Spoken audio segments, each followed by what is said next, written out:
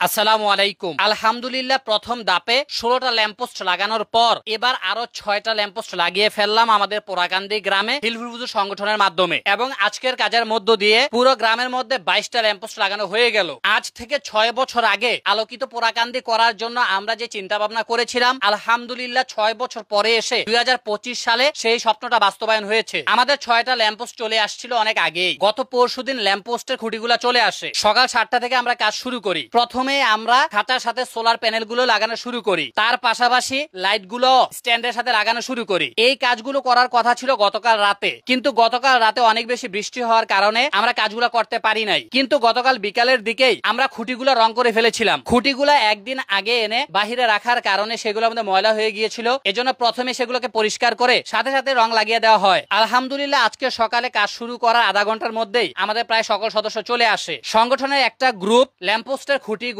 রাকিব তাদের বাড়ি থেকে এনে ব্রিজের মধ্যে প্রথমে রাখে। আরেকটা গ্রুপ ইউসুফদের বাড়িতে লাইটগুলা ফিটিং দেওয়া শুরু করে। আমাদের প্রথম লাইটটা আমরা লাগাবো আমাদের দক্ষিণ পাড়া ব্রিজের পশ্চিম পারে। যেহেতু দুইটা গ্রুপ ওইদিকে কাজ করতেছে, এজন্য চিন্তা করলাম আমি এখানে ল্যাম্পপোস্টের জন্য গর্ত করা শুরু করি। কিছুক্ষণ গর্ত করে জায়গাটা দেখিয়ে দেই বাতিজা সিয়ামকে, তারপরে সে পুরো কাজটা সম্পাদন করে। এদিকে হিলফুল ফুজুর সংগঠনের সহ সাধারণ সম্পাদক মোহাম্মদ শাখাওয়াত মোল্লা ও রাকিব মিলে সিমেন্ট, ইট, বালু এগুলা বিভিন্ন পয়েন্টে মাথায় করে নিয়ে যায়। এরই মধ্যে ইউসুফদের বাড়ির কাজ শেষ। এখন কাজ হচ্ছে খুঁটির সাথে ল্যাম্পপোস্ট গুলাকে সেট করে ফেলা। এই কাজটা দেখতে একটু সহজ হলেও কিন্তু কাজটা করা অনেক কঠিন। এই জিনিসগুলাকে সেট করতে মোটামুটি অনেক সময় লেগে যায়। পুরো জিনিসটা সেট করে আমরা সেটার উপরে আলাদা করে আবার রং দিয়ে দেই, কারণ এখানে খাঁচার মধ্যে যে রংগুলা দেওয়া হয়েছে কোন রকম, এজন্য আমরা ভালো করে রং দেই। তার পাশাপাশি নতুন করে যে নাটগুলা লাগিয়েছি সেগুলো রং করে দেই, যাতে করে মরিচা ধরে এগুলো নষ্ট না হয়ে যায়। একদিকে লাইট সেট করার কাজ চলতেছে, আর অপর দিকে আরেকটা টিম ইট, বালু, সিমেন্ট গুলোকে মিশিয়ে ফেলতেছে। আলহামদুলিল্লাহ দুই দিকের কাজ মোটামুটি কমপ্লিট।